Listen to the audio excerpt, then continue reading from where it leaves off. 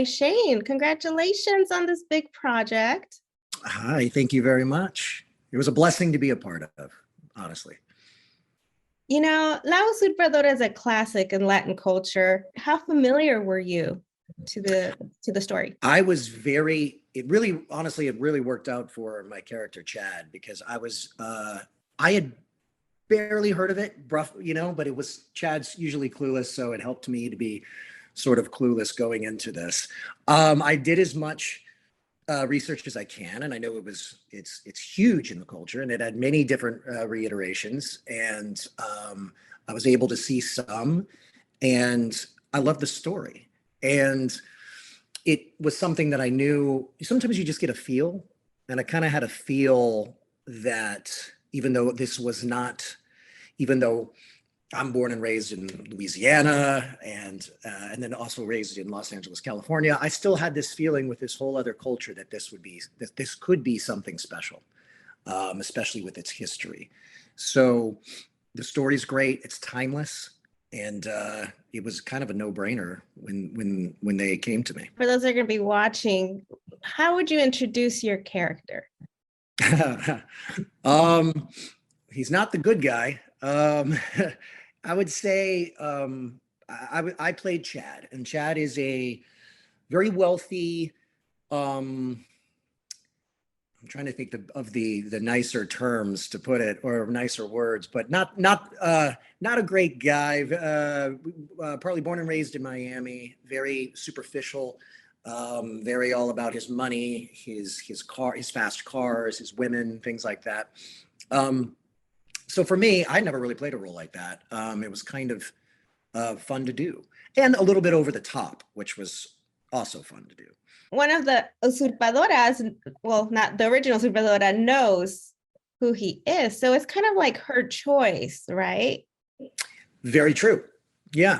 He's not exactly 100% villain. No, he isn't 100%. Honestly, he might not be a villain at all, if we think about it that way, because he just could be. He's just as the Santiago used to say, Chad is just Chad. He's in his own world, knows what he likes, knows what he wants, and is unapologetic about it. But Valeria is the one who is kind of, taking him to, or trying to take him to the cleaner, so to speak. But he's still, I like to say, I mean, what the expression is, douchebag. He's not, he's a goofball, and he's not on the good side, but he's just Chad, I guess is the best way of putting it. He's in the middle, somewhere in between. Definitely. So were you, when you first read about the script, knowing it was a musical, were you looking forward to possibly doing part of the musical part, or were you kind of nervous? What was your feel? All of the above. In fact, I'm not even sure how much, and this being my first interview, I'm not even sure how much I can even talk about it, but I did do a musical number in this. It just did not make the cut. Hopefully it will make a DVD release or a behind the scenes thing, because it was a lot of work and it was a lot of fun. But that made me even more nervous. That made me even more terrifying. And there is a number in this film I didn't sing in, but there's a couple of them actually, but I kind of make little appearances throughout. And that was a little terrifying too, because I don't have that history, and just trying to hit your mark and do everything correct and not screw up all the dancers and not screw up all the musicians. While it was quite a performance, and it is intimidating, but it's something that I thought I wanted to, test myself with. This is a musical. So what's your live song today? Oh.